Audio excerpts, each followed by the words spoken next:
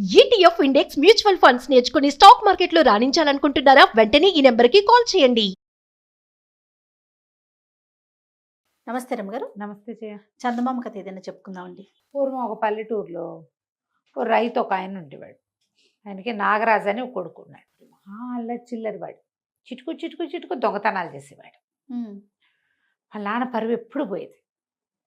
వీడే దొంగతనం చేశాడని తెలిసిపోయేది. పుట్టేది ఆయనకి కొడుకు అంటే. పరువు లేదు, నా పరువు తీస్తున్నావు నువ్వు అనేవాడు. అయితే కొన్నాళ్ళు పోయాక ఈ నాగరాజు వాడి ఫ్రెండ్స్ ఒక్కొక్కళ్ళకి పెళ్ళిళ్ళు అయినాయి. వీడికి కూడా పెళ్లి చేసుకోవాలి. వాళ్ళ నాన్న అడిగాడు, నాన్న నాకు పెళ్లి చేయను అనగానే వాళ్ళ నాన్న అన్నాడు, పరువు లేదు మర్యాద లేదు నీకెవడిస్తాడు పిల్లని, పో అసలు నువ్వు ఇంట్లో ఉండద్దు, నువ్వు నా ఇంట్లో ఉండటానికి వీల్లేదు, ఎక్కడికైనా లేచక్కపో అని తిట్టిపోసాడు. నీ పెళ్ళి ఒకటి కావాలా, నీ పెళ్ళి చేసుకుంటే పెళ్ళానికి కూడా పోతుంది పరువు అంతే. ఇట్లా అనేసరికల్లా సరే ఈ నాగరాజుకు విసుగుబుట్టి నాన్న దగ్గర నుంచి వెళ్ళిపోయాడు. నేను పెళ్లి చేసుకునే వస్తాను నాన్న నీ దగ్గరికి అని చెప్పి. సరే ఏదో పక్క ఊరు అలా వెళ్ళాడు. వెళ్తే ఏమైంది, పెద్దగా వాళ్ళ నాన్న ఇంటి నుంచి వచ్చేటప్పుడు ఇంట్లో నుంచి కొంచెం డబ్బులు తెచ్చుకున్నాడు. అవసరానికి ఏదైనా ఒక ఇంట్లో నుంచి ఏదైనా కాస్త కొట్టేద్దామని అనుకున్నాడు. ఆ ఊళ్ళో ఒక ముసలమ్మ ఒక ఆవిడ ఉండేది, ఒంటరిది, ఒక పిల్ల ఉంది ఆవిడకి. ఆ పిల్ల పేరు గౌరి. పిల్ల చూడ్డానికి బాగానే ఉండేది. అయితే ఈవిడ పేడ పిడకలు కొట్టి పాలమ్మి పుల్లలమ్మి ఒక్కో రూపాయి జమ చేసి పిల్ల పెళ్లి కోసం నగలు ఏర్పాటు చేసుకుందాం ముసలావిడ. ఆ నగలన్నీ చిన్న దాంట్లో పెట్టి ఎక్కడో మట్టి లోపల పెట్టుకునేది. వీడు ఆ ఒక్కో ఇల్లు పరిశీలిస్తూ కొట్టేయడానికి ఈజీగా ఏది ఉంటుందో చూసి వాళ్ళ గొడ్డపాకలో దాక్కుని ఆవిడ గొడ్డపాక తాలూకు సందులో ఈ బాక్స్ చిన్న రేకు పెట్టడం చూశాడు. చూసి రేకు పెట్టిలో ఏమన్నా చూస్తే నగలు కనపడ్డాయి. ఇంకేముంది, సింపుల్. కానీ తను పై ఊరు నుంచి వచ్చినవాడు, ఈ ఊళ్ళో కొత్తవాడు ఎవడు అని ముందు తన్నే పట్టేస్తారు. అందుకని ఏం చేశాడు, ఈవిడ గొడ్ల వెనకాల వెళ్ళినప్పుడు పిల్లేమో పాలమ్మడానికి వెళ్ళింది, ఆవిడేమో గొడ్లు తోలుకోవడానికి వెళ్ళింది. వీడు చల్లగా బాక్స్ సంగ్రహించేశాడు. సంగ్రహించి ఏం చేశాడు, ఆ ఊరికి ఒక పాత కొంచెం ఎత్తు మీద ఒక గుట్ట మీద గుడి ఉంది. ఆ గుట్ట మీద గుడికి గుమ్మల్లో వాకిట్లో ఒక చిన్న గొయ్యి తీసి ఈ డబ్బా అందులో పాతి పెట్టేశాడు. ప్రస్తుతానికి డబ్బులు ఉన్నాయి, ఇవన్నీ రేవట అవసరాలకు అనమాట. ఆ గుళ్ళో ఒక సన్యాసి వేషం వేసుకుని గుళ్ళోనే ఉండటం మొదలుపెట్టాడు. ఈ డబ్బులు తీసుకుని చల్లగా జారుకోవాలి. కానీ పల్లెటూళ్ళలో ఏంటి, కొత్త ఊరి వాడిని పచ్చికెట్టేస్తారు. ఇప్పుడు మనం చూడు, మన ఊరు వెళ్తే నిమిషంలో మనం కొత్త వాళ్ళమని తెలిసిపోతుంది. అవును, ఊళ్ళల్లో మొక్కపరిచయాలు ఎక్కువ ఉంటాయి కదా. అందుకని జనాలకు అలవాటు అయ్యేదాకా ఈ సన్యాసి వేషంతో ఆ కూర్చున్నాడు. అయితే ఈ పిల్ల ఉంది కదా, ఈ ముసలావిడ కూతురు గౌరీ, అది కొంచెం బుద్ధిమంతురాలు, చూడక చక్కటిదే. ఆ ఊళ్ళో గురువులని ఒక వాడు ఒకడు ఉండేవాడు, చిన్నవాటి ఆకురవుడి. వాడికి ఎంతసేపు ఈ గౌరిని చేసుకోవాలని వాళ్ళ అమ్మ దగ్గరికి వచ్చేటైతే వాళ్ళ అమ్మ తిట్టిపోసింది ముసలమ్మ. ఏం చూసిమ్మంటావు, నువ్వు రౌడీవి, పిల్ల మంచి పేరు లేదు నీకు, మా పిల్ల జీవితం పాడు చేయను, నేను ఇవ్వను. అయితే ఎప్పుడైనా సరే ఈ పిల్లని లేవ తీసుకొచ్చేసేయాలని, పెళ్లి చేసేసుకోవాలని ఉంది వాడికి. ఈ కుర్రాడు మనవాడు మన నాగరాజు ఈ సన్యాసి వేషం వేసుకున్నారు 3-4 రోజులకి. ఒక రోజున ఏమైంది, గౌరీ వాళ్ళ అమ్మేమో సంతకెళ్ళింది. ఊళ్ళో గౌరికి 2 మేనమావలు ఉన్నారు, కాస్త ఈ అమ్మాయిని కొంచెం కనిపెట్టి ఉండేవాళ్ళు. ఆ మేనమావలు 2 కూడా వాళ్ళ అమ్మతో పాటు గేదెలు కొనడానికి సంతకెళ్ళిపోయారు. ఆ సంత అవతల ఊళ్ళో.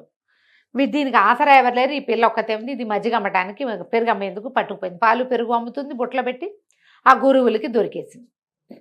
వాడేం చేశాడు, ఒక 5-6 స్నేహితుల్ని పుచ్చుకుని ఈ పిల్లని బండెక్కించుకుని కొండ మీద గుట్ట మీదకి తీసుకుపోయాడు. ఆ పిల్లకి గింజుకుంటుంది కానీ ఎవరు లేరు. ఎవరైనా చూసి వీళ్ళ మేనమావలు ఎవరికైనా చెప్తే గొడవకు వచ్చేవాళ్ళు. ఇప్పుడు మామయ్యలు లేరు, ఎవరు లేరు, తల్లి లేదు గొడవ చేసేందుకు. ఈ పిల్ల అరిచి కేకలు పెట్టిన ఆ గురువుల మీద భయంతో ఎవరు దీని జోలికి రాల. కొండ గుట్ట మీదకి తీసుకుపోయాడు. గుట్ట మీద తీసుకెళ్ళి దాన్ని మండపంలో కోలేసి ఓ బ్రాహ్మణాన్ని తీసుకొచ్చారు. తాళి కట్టబోతూ ఉంటాయి. ఈ లోపల మండపానికి అవతల వైపు ఉన్న మండపంలో కూర్చున్నాడు నాగరాజు సన్యాసి వేషంలో. వాడికి తెలుసు ఈ పిల్ల తన నగలే కదా కొట్టేశాడు. అయ్యో పాపం దీన్ని వీడు బలవంతంగా చేసేసుకుంటున్నాడు, బంగారమేమో మనం తెచ్చేసాం, వీడెవడో దుర్మార్గుడు పెళ్లి కూడా చేసుకుని పిల్ల జీవితం ఏమైపోతుంది, బంగారం లేకపోయినా పిల్ల చూడచక్కంది లేని ఎవరో ఒకటి మంచివాడు చేసుకుంటాడు, రౌడీ వేధవ చేసుకుంటే. అక్కడి నుంచి లేచొచ్చి ఎవడరా అది, ఏమిట్రా, ఏం చేస్తున్నావురా అని అనేసరికల్లా ఆ గురువులు విసుక్కుంటూ, ఎవడరా నువ్వు సన్యాసివాడా, పో అవతలకి, నా పని నన్ను చేసుకొని ఇవ్వని కేకలు పెట్టేసరికల్లా అబ్బా నువ్వు భలే మోహన్ రా నీది, నువ్వు చాలా అదృష్టవంతుడివి అన్నాడు సన్యాసి. అనేసరికల్లా వాడన్నాడు గురువులు, అదృష్టం కాకే చూడు ఎంత అందగతో చందమావలా ఉంది, దీన్ని పెళ్లి చేసుకుంటున్నాను అన్నాడు. చిచి ఇదేం పిల్ల, ముదనష్ట పిల్ల, ఈ పిల్ల ఏమిటి, నువ్వు కాలు పెట్టిన చోట డబ్బు వస్తుందిరా, ఈ పిల్లని వదిలే నువ్వు అన్నాడు.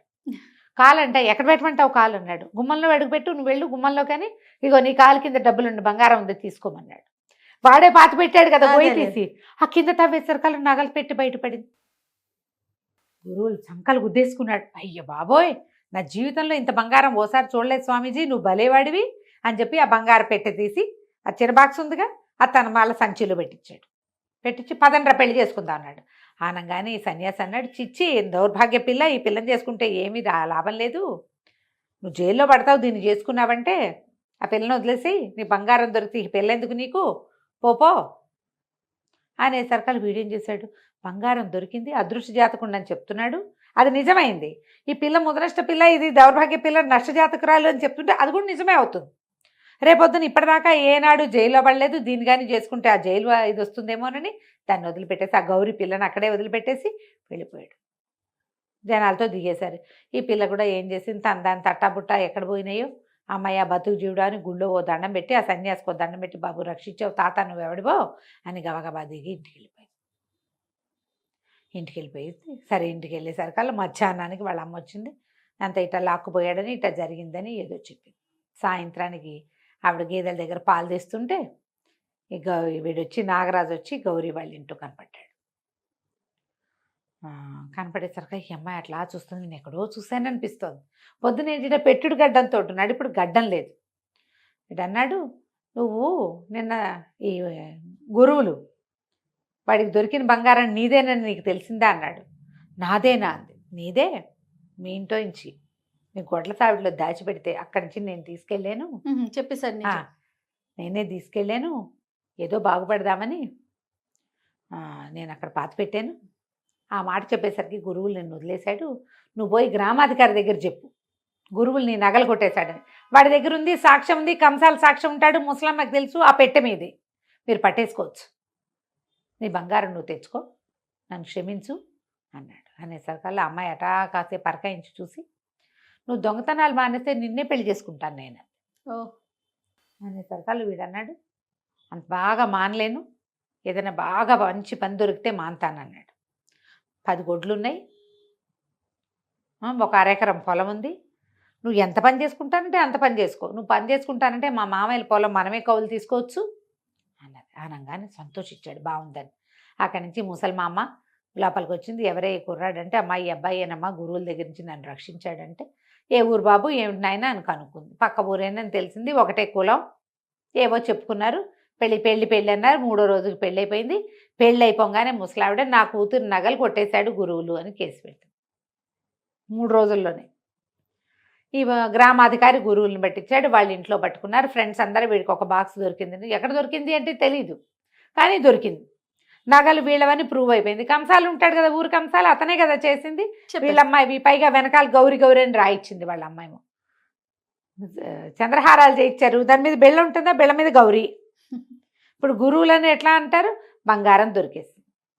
అక్కడి నుంచి ఇతను ఏం చేశాడు, నాగరాజు ఈ గౌరీని వెంబడి పెట్టుకుని వాళ్ళ ఇంటికి వెళ్ళాడు. తలుపు కొట్టాడు. నాన్న నేను వచ్చాను తలుపు తీయమంటే, వాళ్ళ నాన్న అన్నాడు, ఎందుకు వచ్చావురా మళ్ళీ, పరువుగా బతుకుతుంటే. కాదు నాన్న, మంచి పరువైన కోడల్ని తీసుకొచ్చాను, తలుపు తీయమన్నాడు. తీసి చూస్తే ఏముంది, చక్కటి చుక్కలా ఉంది పిల్ల, బుద్ధిమంతురాలుగా ఉంది. బోల్డ్ సారి పట్టుకొచ్చింది, సామాన్లన్నీ లోపల పెట్టుకుని కొడుకుని కోడల్ని హాయిగా ఉంచుకున్నాడు. ఆ తర్వాత ఇంకా నాగరాజు ఎప్పుడు దొంగతనాలు చేయలే. ఓకే, గుడ్ వాడు బుద్ధిమంతుడు అయిపోయాడు. భార్యలు చాలా మార్పు తెస్తారు జీవితాల్లో. అందుకని అల్లరి చిల్లరగా ఉండే అబ్బాయిలకి పాత రోజుల్లో పెళ్లి చేసేవాళ్ళు. పెళ్లి చేస్తే బుద్ధి వస్తుంది, బాధ్యత తెలుస్తుంది అని. ఒక్కొక్కళ్ళు భార్యా వ్యామోహంతో మారేవాళ్ళు, సంతానం కలిగితే వ్యామోహంతో మారేవాళ్ళు, చుట్టుపక్కల వాళ్ళు పెళ్ళయింది, పిల్లలున్నారు, నీకు బుద్ధి రాలేదా అని గడ్డి పెట్టితే మారేవాళ్ళు. మారని జాతి కూడా కొన్ని ఉంటాయి, ఉంటాయి కానీ మారేవాళ్లే ఎక్కువ అధికంగా ఉంటారు. బాధ్యత తెలిసి వస్తుందని పెళ్ళిళ్ళు చేసేవాళ్ళు. కలకంచికి మనం ఇంటికి